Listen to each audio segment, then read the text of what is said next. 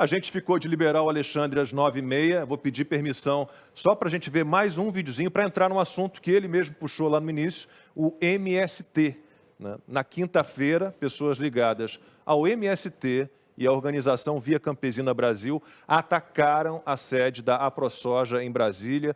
Essas pessoas tinham bandeiras desses grupos, que muita gente insiste em chamar de movimentos sociais, e gritavam ocupar, resistir, produzir. Picharam todo o prédio, lado de fora, lado de dentro, escreveram agromata, agrosoja é fome, além de mensagens contra o presidente Jair Bolsonaro. Os vândalos ainda apedrejaram a sede da AproSoja e, na saída, estenderam uma faixa com os seguintes dizeres: soja não enche o prato, Bolsonaro financia a fome. Vamos ver o vídeo.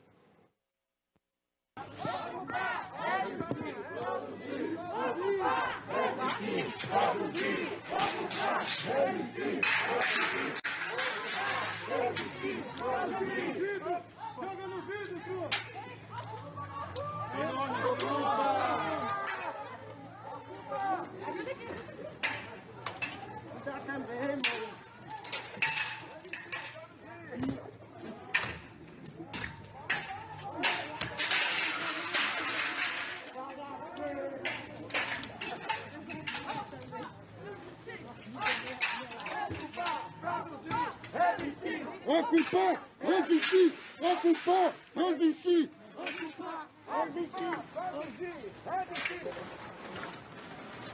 O Alexandre com certeza vai lembrar bem, Alexandre, quando Evandro Carlos de Andrade era o nosso diretor de jornalismo na Rede Globo, ele nos obrigava a falar chefe do MST, chefe do MTST, nunca líder, porque ele dizia que bando não tem líder, tem chefe.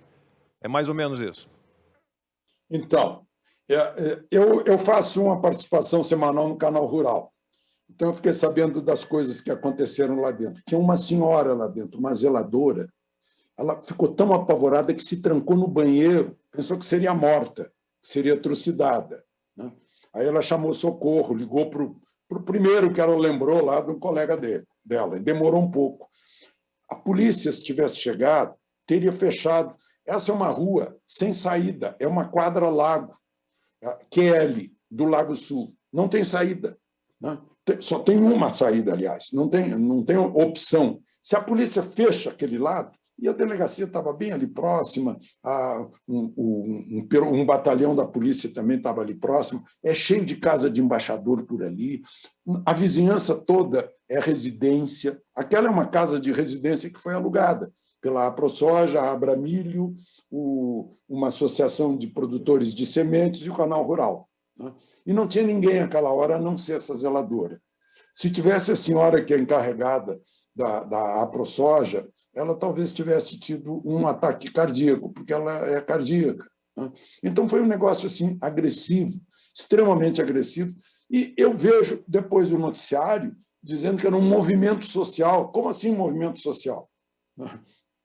Não foi um movimento social, foi uma invasão de propriedade privada, com quebra do cadeado, com entrada, com agressão, com dilapidação do patrimônio, vandalizaram o patrimônio do imóvel, entraram, fizeram uma sujeira, fizeram a barulheira.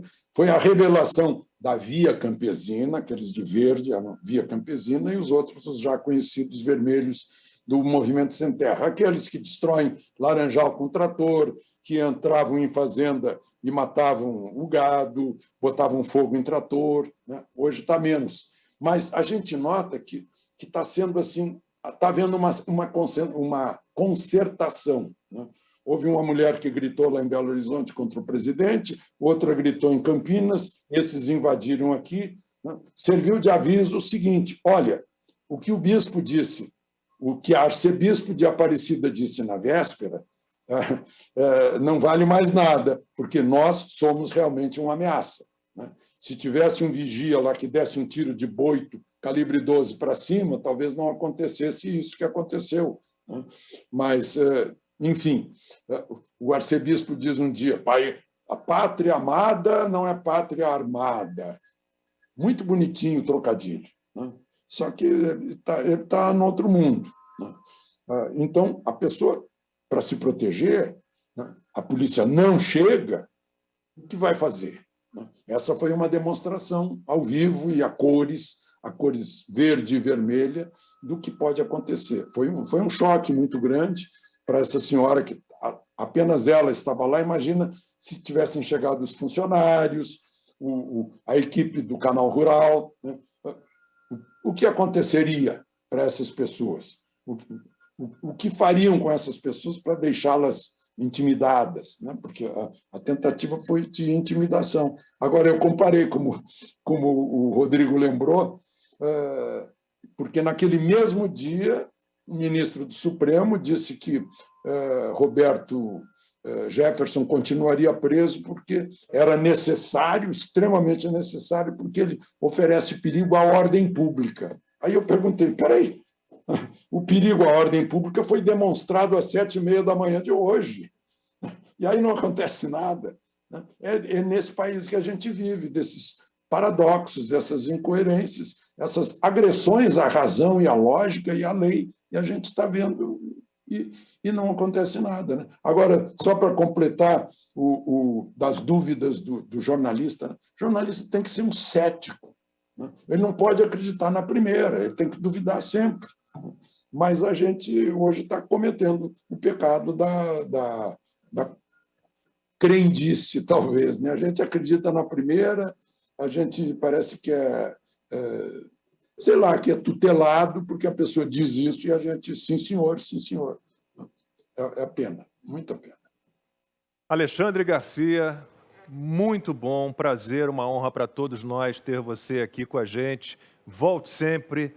Boa noite, boa semana para você. Obrigado, olha. Tchau, Ana Paula, Rodrigo, meu querido amigo Lacombe. Saudades dos nossos papos no café da manhã. Vamos um reativar. A todos. E só para lembrar, né, para as pessoas que estão nos acompanhando... 41 mil pessoas, Alexandre. Oi? 41 mil pessoas. 41 mil. Pois é, só para lembrar a vocês todos que tudo isso que nós ouvimos desses americanos se refere a cada um de nós. Não é com ele, não. Está se referindo à nossa liberdade. É uma questão nossa. Né? E cada um é dono de sua própria liberdade. Não é o Estado brasileiro, nem são os outros. Boa noite. Muito obrigado. Muito obrigado. Tchau, até Alexandre. a próxima. Um beijo. E antes de passar para Constantino e Ana falarem um pouquinho do MST, o Movimento Social, uma historinha bem rápida. Na minha longa carreira de 33 anos no jornalismo, eu só recebi uma pauta ligada ao MST. Eu era repórter da Rede Globo no Rio e fui deslocado com a minha equipe para a região de Seropédica, no Grande Rio, porque um grupo do MST tinha invadido uma fazenda naquela região. Cheguei e vi que 2 carros da Polícia Militar tinham conseguido ali, 8 policiais tinham conseguido dar conta de retirar todo mundo da fazenda. Essas pessoas estavam sentadas numa estradinha de terra do lado de fora já da fazenda. Quando viram o carro de reportagem chegando, Constantino, todas se animaram novamente. Vamos invadir de novo, porque agora tem a câmera da Globo e a polícia não vai conseguir usar de violência, não vai conseguir nos retirar. E eu tive uma presença de espírito e combinei com a minha equipe de dizer que a nossa câmera estava quebrada, que eu teria que pedir uma nova câmera, que me enviassem, e era bem distante, Seropédica não fica perto do Jardim Botânico, e consegui, dessa maneira, controlar aquelas pessoas. Fui para os policiais e disse, olha, é tudo mentira. Nossa câmera está funcionando perfeitamente, mas eu percebi que vocês conseguiram contornar bem a situação, então eu preferi inventar essa mentirinha, vou me afastar, eu espero que a situação não volte a se tornar aí, complicada para vocês, e bom trabalho, estarei por perto, mas não vou dar guarida, e não vou dar, né, apoio a esse tipo de atitude, Consta. Ou seja, é tudo um grande show. Isso tem uma cena muito parecida com isso no livro Fogueira das Vaidades, do Tom Wolfe, né? Aliás, só um parênteses, a lucidez incrível do Alexandre, a memória e como ele traz esse bom senso, né, que está tão em falta no jornalismo hoje. É realmente uma honra ter a oportunidade de dividir esse programa com ele hoje. Agora, sobre isso aí, né, isso remete àquilo tudo que a gente vinha conversando. A questão dos rótulos, do salvo-conduto, do duplo padrão, o monopólio das virtudes. Isso é uma estratégia de fazer barulho com pouca gente. Vai lá, meia dúzia de vagabundos, quebra tudo e ganha destaque na imprensa, que chama de movimento social, que chama de ocupação, que endossa, de certa forma, as pautas deles, né? Em vez de se ater aos fatos. Cometeram crimes, não importa qual é a bandeira, teoricamente, né? O que importa são as ações ali cometidas, porque se fazem a mesmíssima coisa em nome de outra causa qualquer, associada à direita pela imprensa, aí a postura é diametralmente oposta. Então, é disso que se trata. Agora, eu quero usar isso para uma reflexão aqui para os nossos telespectadores. O que representa hoje essa esquerda radical? Que está junto, porque todo mundo sabe que MST, Vila Campesina, são braços rurais criminosos do PT. Então está junto com Lula, está junto com tudo isso. O que representa? É muito sintomático, é muito simbólico e ilustra muito bem isso, né? Eles chamaram ali o agro é morte. Olha que coisa curiosa. O agronegócio brasileiro hoje é a nossa locomotiva do crescimento, responsável pela internação de bilhões e bilhões de dólares em divisas, geram emprego, alimentam 1 bilhão de bocas no mundo, o que não quer dizer que isso é ruim para o Brasil, porque estamos vendendo, isso também está alimentando de forma direta e indireta os brasileiros todos, né? Então, olha a que eles estão declarando guerra, Lacombe. Isso é importante, porque nós temos um texto muito instigante do Stephen Kunitz, escrito há um ano atrás, mostrando a divisão de poder econômico no Brasil, indústria perdendo força vis-à-vis justamente o agronegócio. E essa turma não está reagindo bem a isso, porque tem uma mudança política por conta da mudança econômica. Então, o que é a bancada BBB?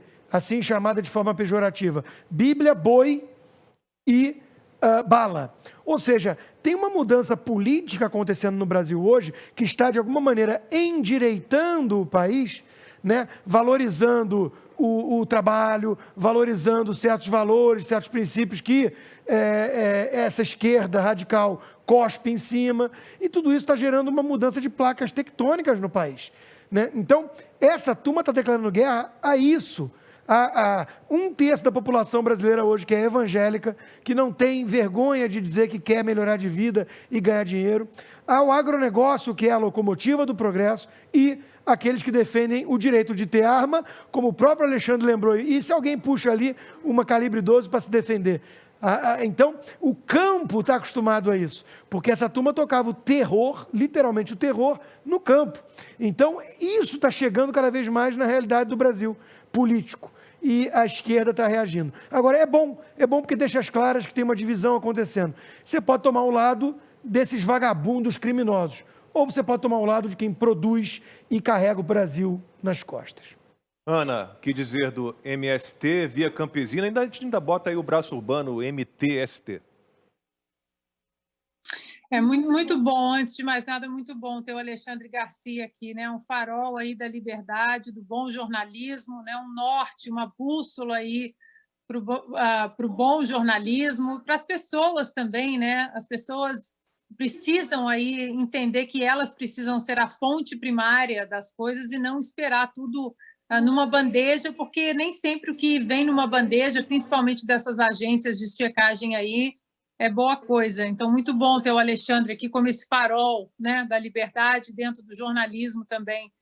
Bom, eu sempre falo, quando o assunto é MST, Lacombe, consta que para as pessoas irem nas ferramentas de busca e colocar, né, MST, invasão, e as imagens falam por si, a barbárie, né, animais mortos, vacas prenhas, onde eles cortam as cabeças, laboratórios, né, teve aqui, eu fiz uma pequena pesquisa aqui, uma rápida pesquisa, teve aquele evento onde quase 1.000 mulheres do MST invadiram um laboratório que tinha mudas de árvores que eram objetos de pesquisa durante 15 anos, destruíram absolutamente tudo. MST é destruição, é barbárie, e para mim é terrorismo doméstico, né? Não tem outra palavra. E o interessante nesse contexto todo é como hoje o STF ele coloca aí o deputado Daniel Silveira ou o presidente do PTB ou jornalistas como perigos à democracia. No entanto, nada, absolutamente nada aconteceu quando esses vândalos, esses bárbaros do MST jogaram tinta vermelha no prédio em 2018, se eu não me engano, jogaram tinta vermelha no prédio da ministra Carmen Lúcia, e eu até vandalizaram ali a rua também, e eu até separei a frase que a Miriam Muniz, da direção do MST, disse na época ali daquele vandalismo todo, que foram atiradas bombas de tintas e feitas pichações nos muros e calçadas do prédio onde a golpista reside numa cobertura. Não vamos dar descanso para toda essa corja